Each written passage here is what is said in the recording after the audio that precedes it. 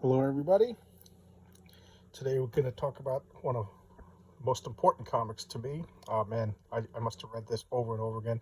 This is actually a third copy. My other copies got beat up for me reading them and rereading them, reading them and rereading them over and over again. This is Marvel Premiere featuring the astonishing Ant-Man, number 47, 1979. That's Jack Kirby drawing of Ant-Man. And this features the origin of Scott Lang, who you know from the movies, played by, what's his name? Rudd. I can't remember. Paul Rudd. Is this the real Ant-Man or an imposter? But that's Bob Layton doing the art. If you remember the Star-Lord one I just did, I thought the cover was drawn by Bob Layton. You could see these, you know, almost like Marvel had a house style. And you can see this. This means I got it off the newsstand. Still only 35 cents. That's what they did right before they raised the price to 40 cents. Here's the Comics Code Authority. I'll talk about that one day. Okay, here's the opening splash page. You know, like I said, a splash page is just one panel usually that just introduces what you're going to see in the comic. This is an excellent splash page. You just see Ant-Man beating the crap out of people. And let's look at the credits. Got David Michelinie, a solid writer for Marvel, and John Byrne and Bob Layton, the artists. Tom Orzechowski, I can't pronounce that. Bob Sharon, colorist. Roger Stern, editor. Jim Shooter, you see that name on all. So many great comics. Okay, this is John Byrne. Him and George Perez, I talk the two best superhero comic book artists in history, if you ask me. And John Byrne only gets the edge because he does a lot. He does a lot of writing also, and he also designed some pretty good costumes. George Perez, not very good at designing. Okay, here you can see some. That's the artists. I don't know exactly what it is, but I think that's coloring guides. I think they put those in, and the colorist knows what color to use. Okay, look at that. I love that Ant-Man costume. It's just so basic. I can look at that over and over again. Okay, here's the art, 1979, April. Okay, just John Byrne, just classic. Bob. Oh man, I'm not even talking. I'm just enjoying this myself. These are Cross Technology Enterprises, CTE. I remember they were just security guards. And, look at no background, just focusing on the front. And I got to point out that the color used brushes, just typical paint brushes. And back then, this is before computer coloring. Look at that ant. John Byrne had a very organic, very organic ants over here. So this guy's going to get the bright idea of squirting them with some water. More ads.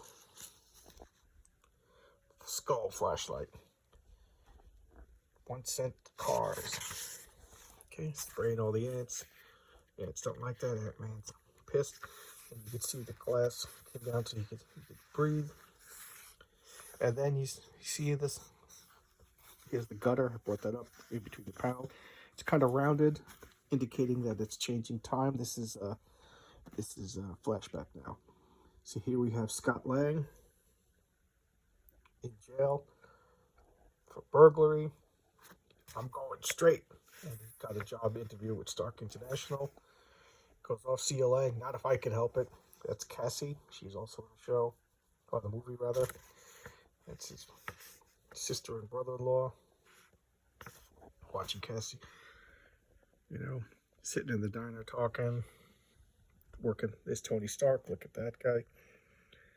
He's showing his designs. Everything's good. Look. She could see a panda, And then Cassie, she collapses.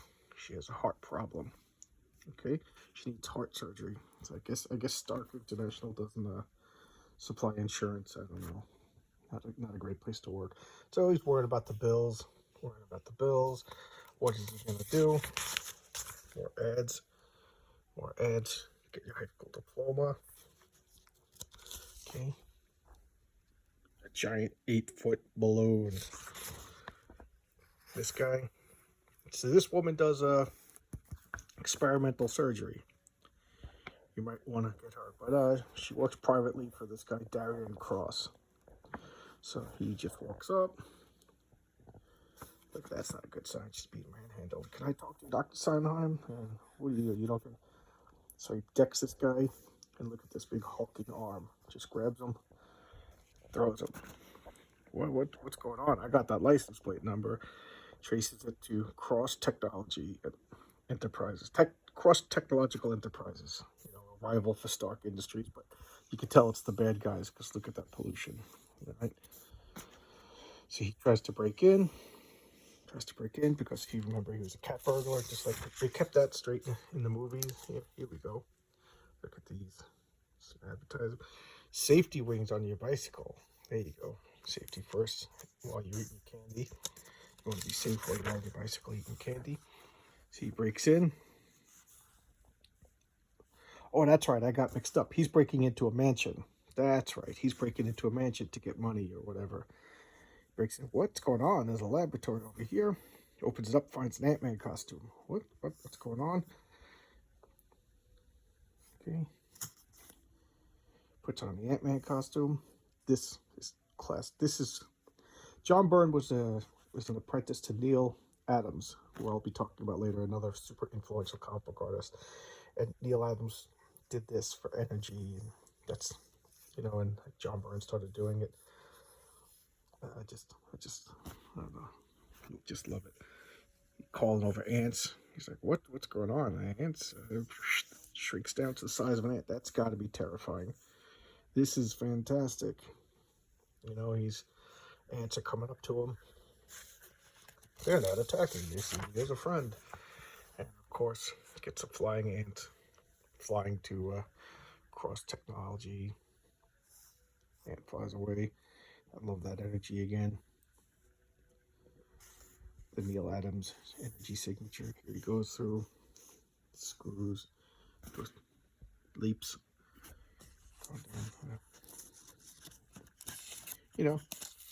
Very similar to the movie. Hulk. Look at that. Get a subscription to Hulk. That's Miss Marvel, who became Captain Marvel, who's played by Brie Larson. That's what she looked like in the comics. Okay, look at this. This is a year or so before the other comic, and look at the small roster of comics. Oh, the letters page. Okay, just check and see the names. Okay, the Invincible Iron Man. That's a great cover too. Okay, can't seem to flip the page over. Oh, another ad for Pizzazz. Okay, be a draftsman. Get some posters. Get Cheryl Ladd, the famous Farrah Fawcett poster. Kiss. You want a Kiss poster? There you go. Or the Coneheads. Okay. Ant-Man going in. Uh-oh, they got weapons in the vent system. And shock. Well, what's going on? Must be on a timer. Okay. So now he sees these guys talking, getting coffee, whatever. Thud. Hey, what gives? He didn't realize that he retained his full strength, so he almost killed that poor guy who was just getting coffee, but doesn't matter. Cassie needs to talk to this doctor. So now the enlarging gas, he breaks in. She's in the middle of a surgery. You don't do that. Comes in. I guess he shrunk down again without telling us. More ads. He comes up. Now this, I'll never forget this.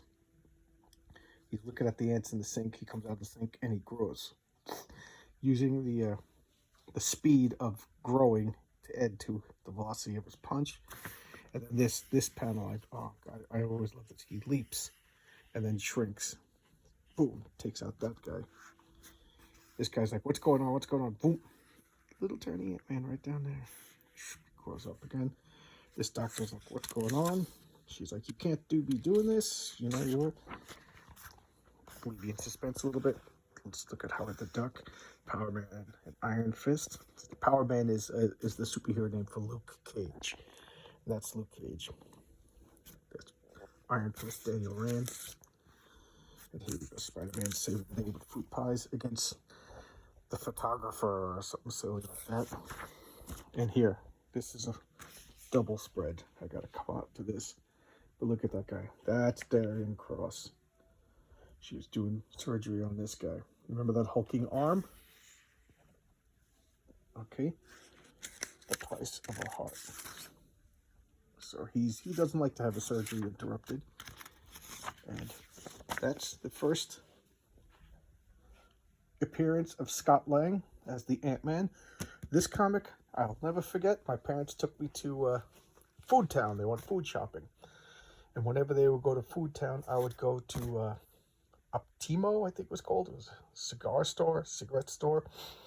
Not there anymore. They were out of business. And they would have comics. And this guy would never return the comics.